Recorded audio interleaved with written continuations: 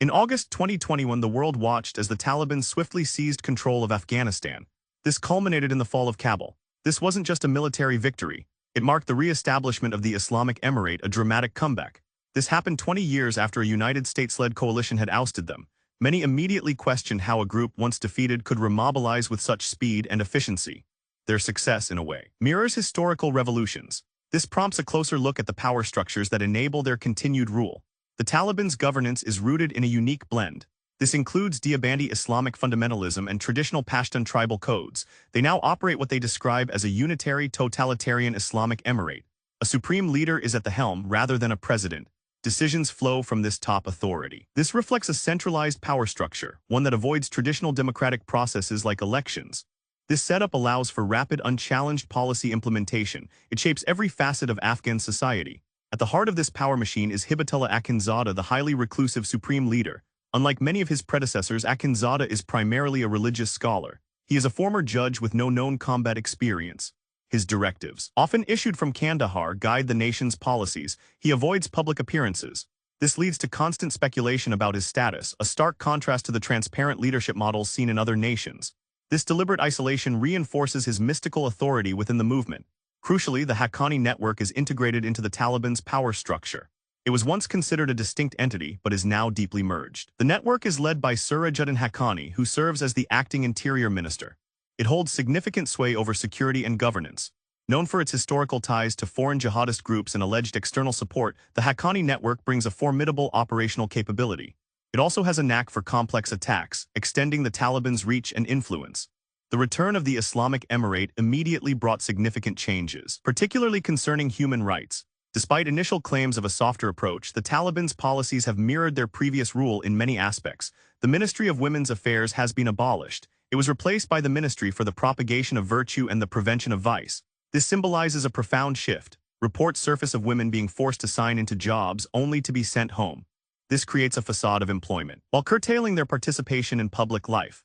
The impact on women's education stands as one of the most contentious issues. While primary schools reopen for both sexes, secondary education for girls remains largely banned. Promises to allow university education are undermined. This is because girls are unable to complete high school. These policies fluctuate, often attributed to the supreme leader's decrees and the ultra-conservative clerical faction. This reveals an internal ideological struggle, yet the outcome consistently restricts women's freedoms. Upon their return, the Taliban inherited a nation on the brink of economic collapse. The United States froze billions in Afghan central bank assets. Additionally, international funding, which previously covered 80% of the government's budget, was abruptly cut off. This immediate financial crisis plunged millions into severe food insecurity. It pushed the Taliban to seek alternative ways to sustain their power machine and prevent widespread famine. To counter the economic turmoil, the Taliban implemented new strategies. They imposed strict taxes on businesses and imports, gaining a monopoly on trade. Remarkably, the Afghani currency has stabilized. Inflation also remains low, partly due to tight controls on smuggled goods and banking transactions. Their approach to the illicit opium trade, a former major revenue source, has also shifted. The supreme leader issued a ban on cultivation. While this appeases international demands, it creates new economic pressures for farmers. The Taliban's power structure is not monolithic. A notable division exists between the Kandahar faction and the Haqqani network. While publicly denying any rifts, this internal dynamic influences policy decisions. Beyond internal challenges, the Taliban faces continued opposition from groups like ISIS-K. This group remains a potent threat, carrying out deadly attacks. The Taliban's strategy, surprisingly, appears to focus on containing these groups rather than outright elimination. This aims to prevent them from turning against the regime itself. Gaining international recognition for their Islamic Emirate remains a significant hurdle. Only a handful of nations have formally acknowledged their government. The United Nations continues to refuse recognition, citing persistent human rights violations, particularly concerning women's access to education and work. Despite this, the Taliban actively engages in diplomacy. They attend international conferences and accept diplomatic credentials from countries like Russia, China, and Iran. They seek to normalize their rule on the global stage. Regional alliances play a crucial role in sustaining the Taliban's power. Pakistan, historically a supporter, is accused of providing safe havens and logistical ties, though they deny direct involvement. Iran and Russia, both former adversaries, have reportedly deepened their engagement.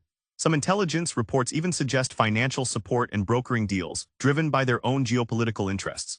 China, a major investor in mining and infrastructure, also maintains unofficial ties. They see a strategic role for Afghanistan in its Belt and Road Initiative. all while remaining cautious about official recognition.